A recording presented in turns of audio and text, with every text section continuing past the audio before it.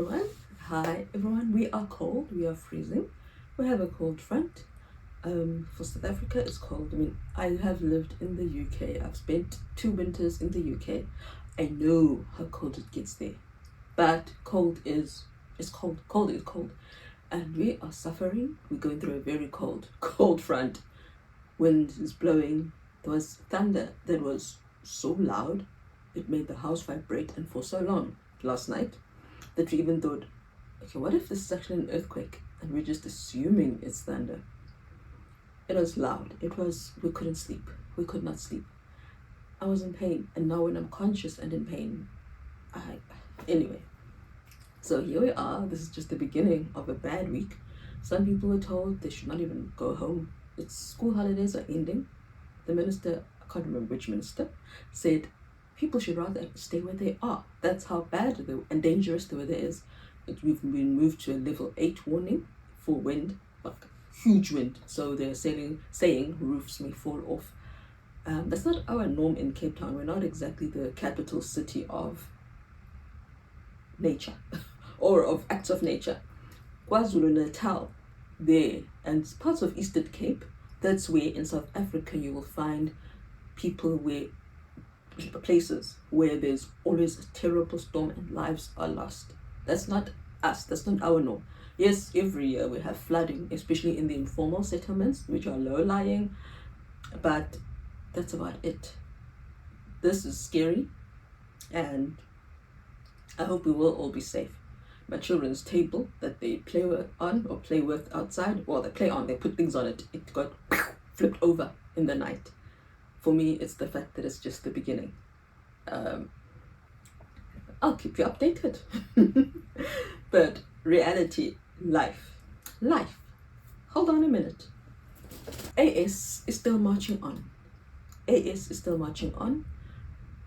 I will show you this. I'm sorry, the picture is bad. I asked my son to take a picture. He didn't even say, oh, the lighting is bad behind you. I love though my daughter came and sat down next to me. She was happy. I loved it. So I'll show it to you anyway. That is the highest I can now go. And that is with pain. I can no longer go with my, on my torso with my hands up or bent like I was in the last picture I showed you. This is now the highest I can go, and it's with so much pain that that's not even 10 seconds. So I feel it. I haven't exercised in 2 weeks because of heavy legs. I know that sounds weird, but it's as if my joints don't want to lift my legs. It feels like they're heavy and I'm trying to lift cement when I'm doing my moves. So exercise is gone. Walking. We went out for a walk on Friday evening, and by the time we got to this, down from the garage, we came out the garage door, down to the road, my husband's like, no, let's go back, you're limping. And I told him, this is who I am. This is my new normal. So if I were to wait until I won't limp, then I'll never take a walk ever again. My leg gives way. Think of your bum, your right. So think of exactly what you sit on when you're sitting on your bum. My right area, that bone that goes up to my buttock in my pelvis, it gives way and I limp. And that is who I am. The faster or the further I have to go, the more I feel it. So I went to the shops on Monday last week with my son. Usually I go with my husband. The Sunday before, he had to say to me, okay, I'm sorry, let me slow down for you. The roles are reversed. Back in my heyday, I was purposeful. I walked. I thought it was a normal pace, but he always complained that I was walking way too fast. Where are you rushing to? Why do you act like you're going to go catch a train? Why are you walking so fast?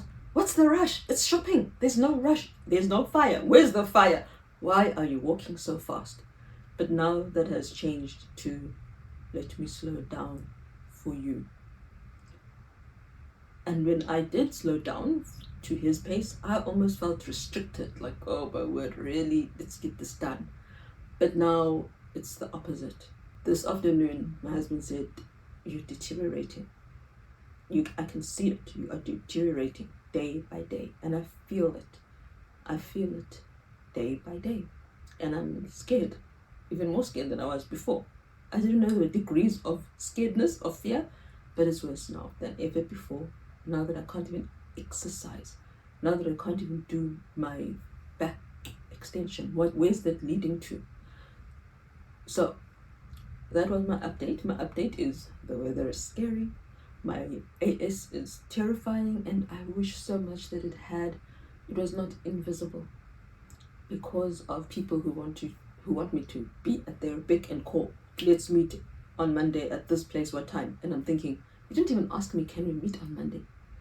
So it's, things like that, where I just wish people could see how bad I'm feeling, or how bad things are, how terrible the damage is, and how it's getting worse, so that they would not pity, but they would be thoughtful on my behalf. And it's not like it's impossible to be thoughtful, even if you don't see the suffering. I'll always go back. I will hark back, I'll keep harping on about the friend who raced down the mountain because she was worried about me, even though I had not said anything about being in pain. So people do have the ability to remember she is suffering, she's in pain, she is tired, her bones, her body is tired, and she is not well, she is in pain. It's possible, people. Seriously, if someone has told you that they have an illness, if someone has told you they are in chronic pain, chronic fatigue, chronic whatever it is, please don't forget that. If you don't know how to adjust, ask them. And just be thoughtful. I've got relatives who, because we're planning my dad's funeral, they'd say, we have to meet tomorrow at 10 o'clock, or we have to meet tomorrow, what time? Not, they don't ask, can you manage? Will you manage? My dad's place is far from where I am. It was so, and the funeral was hell. The funeral was bad. And that's the other way I see that I've deteriorated. With my mother's funeral just last year, literally also last year, not even a year and a half, I survived sitting there. I survived sitting. I survived the cemetery. Only when I got home, then I thought, I need to lie down.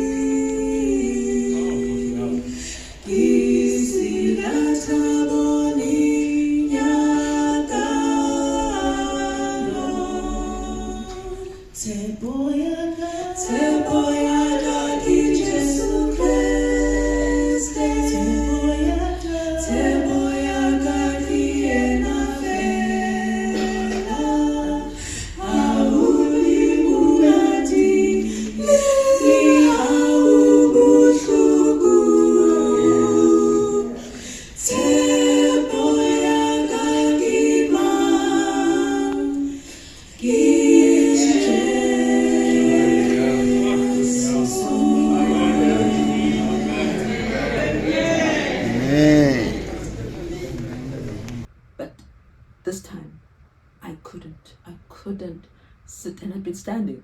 At the home, we didn't have chairs. I'm not sure why. With my mother's funeral, we had organized chairs. Okay, I'd paid for chairs, but my sister and I were working together, so she went with me, and I said, okay, we will need X number of chairs for people inside the house. So we sat. But at my dad's funeral, there were no chairs, so we were standing up, which was hard, but actually better for my buttock bones anyway. So I got to the church. It wasn't, so I hadn't been sitting long. I couldn't do it. I tried to sit on the edge of the bench. But you see, that's the thing with an invisible illness. Someone else came, a relative who I know didn't recognize me, didn't even know their relative came, and they insisted that they wanted to sit on the edge with their, I assume it's their husband, And I was thinking, but I need to be on the edge so I can get up and take a break. She wouldn't hear it. She had to sit there. And that was that. So now, when it was my turn to go and sing, before my brother spoke, and when I had to go and when I wanted to go and thank certain people in the church, I had to go past the person, and the pews are narrow, so they had to, her husband or whatever he was, had to shift like that, and she had to keep getting out of the pew and standing in the aisle. And I don't want to make people keep standing in the aisle, though of course if they had just come across like I'd been letting them, then they wouldn't have to. But I'm still, as my husband keeps saying, I'm too British, so I'm too polite to do that. So I suffered that funeral. I suffered. I was in so much pain. I tried to shift this way, I tried to shift like that. Nothing helped. Absolutely nothing. Ankylosing spondylitis, active ankylosing spondylitis, is horrendous and horrific. It's a disease that takes away from you. I spent a short portion of church 2 weeks before that, or a week before that, before the funeral. I couldn't even last that short portion. I only stayed because my children were in their children's class, so I couldn't leave. But even then, my knees were too bad, my back was too bad. And that's just the short portion. That's where I see it's taking more and more away from me. My ability to exercise, my ability to walk at a normal speed, my ability to sleep, my ability to parent. That is what's happening with ankylosing spondylitis. Cosentyx. I got my Cosentyx. Discovery is paying 2,800 Rand. I have to pay 5,400 Rand. Yes, Discovery is paying 2,800 Rand. I have to pay 5,400 Rand.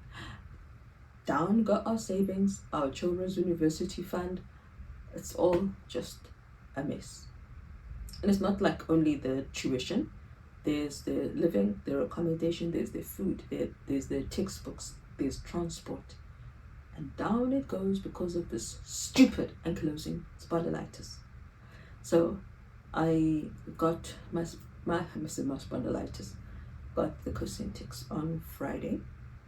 Their own paperwork says that they pay 68% of patients, not all, 68% of patients after 4 months, saw an improvement of at least 20% in their symptoms. 20% improvement in their symptoms. If I've deteriorated this much, 20% it's almost useless. It's almost useless. Right now, I'm overdosed on pain tablets, and yeah. So of course it must be better, and hopefully it also will slow down the actual disease process, the fusing, the stiffness, all of that. I hope so. But we have a long way to go until we know if I am part of that 68% or not. So I Googled, just like the last time with my Enbrel. No one told me and gave me instructions. I never did get a phone call from the Cosentyx nurse like I'd been told I would. So I went and fetched it Friday evening. And what you do is you take off the lid. This is when it's used. You take off the lid, and you then put it on your thigh, and you press hard, not too hard, but it senses the pressure. And then, so when you press hard, it senses the pressure, and then it injects into you. So you you put it into you, and you press hard, and then you hear a click, and then the medication goes down, down, down, down, down, down, down, and when it's all inside you, you hear another click. You wait a bit, and then you just pull it up. It's so much easier than Enbrel. It is. I love it. I love that. Instead of having to pinch my skin and get the needle ready and then tell myself, okay, go fast, because if you go slow, your skin will resist and then you'll have to press harder. It knows the pressure you need. So I'm really enjoying the Cosentyx auto injector. Boing. There it is. I don't know if it will show on the video. Autism. My non-speaking daughter tried to bite my husband. She's becoming more I can't say violent because she's not. It's not like she's thinking, "I want to hurt you," but her reflexes are violence or hitting, and she even has trigger words. So if you say sorry, she'll, even if you haven't hurt her, in her head it's like you've hurt her, and then she wants to get angry and whack you. That's where we are with autism. We try to get off Risperdal. To interject, when you say sorry to anyone, but you happen to be in her hearing, she assumes you said sorry to her and she thinks that you hurt her. With her brand or with her type, with the comorbidities she has, she doesn't understand. If you say pick up, she won't, she still doesn't know. Pick this up. She definitely won't understand if I say, go give this to your sister. She doesn't get that. Well, I'm not saying your sister, I name her. She doesn't get that yet. We don't know if she will. So we are going to go onto a natural type therapy thing. I don't know if we can still keep her medication. I don't want to take her off medication and experiment.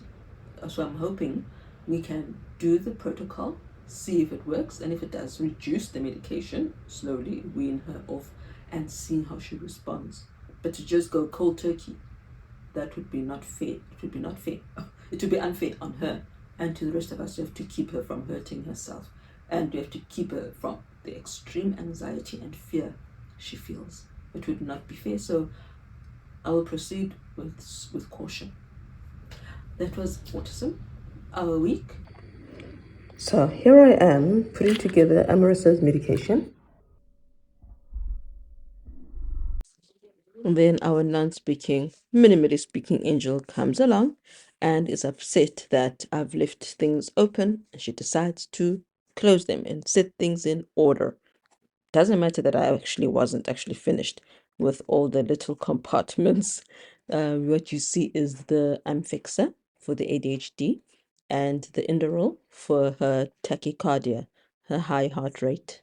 Thank you. So now how am I meant to continue doing this if you are coming and closing them before I finish putting in all the medication? It's for Amy. And that one is for Mickey. Mikaya. This one, Mickey. This one for Amy. Open. Yes, close. Open. Cat. Cat. Cat. Yes, it says meow. Well done. It says meow. Another thing I wanted to point out was a little tip. Not that I'm sure most parents know it, but just in case you don't, I did mention that we do type, and it really makes a difference, not only in that you can read my child's writing, my dyslexic child, but also she knows her spelling. As I said before, it's just that it's when she's twisted up and unable, when she's thinking about how to do it, she can't write it. But typing, it's perfect. And we didn't even use predictive text when she was typing, but she always typed it correctly. Writing is a problem. International community, you helped us gain a bit of freedom. Thank you, international community. So when we were in sanctions, or when there were sanctions against us, our country, we couldn't participate in international events, sporting, cultural, arts, nothing. We were banned because we're not treating us, or they were not treating us the way they should. Once freedom came, once Tatu Madiba, Nelson Mandela, was released from jail, then things started happening. We were invited back into Olympics and all of that. So one thing that was happening all along was an arts and culture type festival that celebrated the different nations. It was a children's festival. Someone close to us had been asked if they knew any black children who have done dance, who are dancers, to take part so that we could reflect the entire South Africa. All along, who was doing most of this stuff? The white people. So it was quite hard to find black children who were dancers. So she suggested I go. Except I actually hadn't done any professional dancing. Yes, I had done ballet in school, and my ballet teacher did say I should continue. But that was the end of it. I never did continue. So it was tough. It was really hard. I didn't even know how to do hair like everyone else knew, the gelling of hair. Black people should not be gelling their hair like white people do for these dance things. I knew nothing, but it was enjoyable. We got to go to Russia and take part in an arts and culture festival. We danced, we sang some Afrikaans songs, colored songs. We did some African or black gumboot dancing. It was lovely. I enjoyed it. I really did. And I got to bring back some mementos from there, including eggs as well. Hey everyone. So when I went to Russia, I'll show you the little news blurb. I wanted to get something really Russian. I'd really wanted to get those Russian hats, but I didn't have enough money because you had to supply your own pocket money for buying. And of course, some were richer than others. This is what I got, matryoshka dolls. They all fit in to each other. As you can see, there's like an opening there. You can open it and put in the next doll. And they open. That's the biggest one that I bought. Hello, mommy. I was 13 years old when I went. No, 12. 13. 12. I was 12 years old. And these are the little babies. These are the cute little babies. I thought, let me get something that we can put in the house so my parents can also enjoy my travels. Whereas a hat, only I would have worn. So at least this, it can be displayed and we can all enjoy a bit of Russia. And because we were a family of 4, I also bought these 4 dolls. Dolls, sorry, it's because I'm looking at the doll part. These 4 pens, they could write. I haven't tried them now. It's been years. 30 plus years. So I got the pens for the 4 of us in the family. And I got these eggs. And I just thought, let me just take this random one. It was like this. It was a bowl. Kind of like that. Yeah, there we go. A dish to carry the eggs. And then I just thought, let me get this random one to just be there. Just something different. Sorry, this also happened to be there. My husband brought it back. It's my high school badge. I don't know why I had this. Maybe it was my student card type thing. I actually can't remember why I had this. What's this? It's a mommy doll.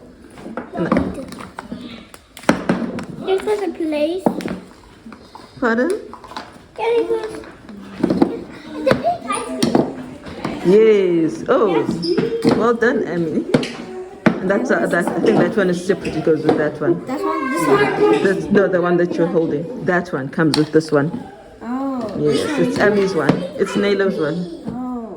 There you go. This ice cream. My children didn't know I'd been to Russia. This was the first time they found out. I thought they knew. This was the blurb in the newspaper. There's our sponsor, Koo. Koo beans is what I think of when I see Koo beans. There's little Tandy with all the other dancers who went to Russia.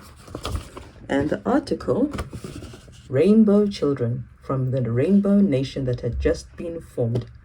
There we go. The 12 trailblazing youngsters who left for the Soviet Union yesterday are back. So this was who left for the Soviet Union yesterday are back. Lisa, Kik, Monique, etc., etc. And it's interesting because Cassiopeia Weingart and then me, Tandy Tsukudu, and Sasha Hendricks. So the 3 of us, Cassiopeia, who you called Cassie, me, and Sasha, we ended up going to the same high school. I went to Rustenburg Girls Junior, and then I went to Rustenburg Girls High School, and Cassie came into the same class as me, and we're like, ha, it's you.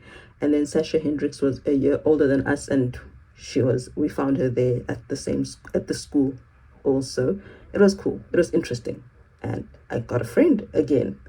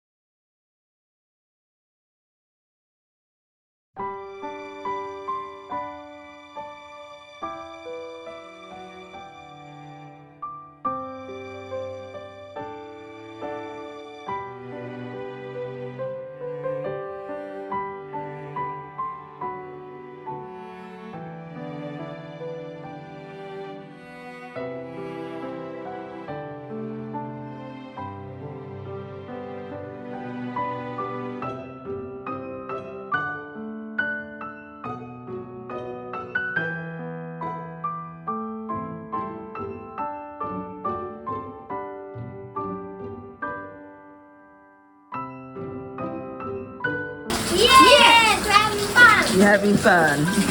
Okay, that's good.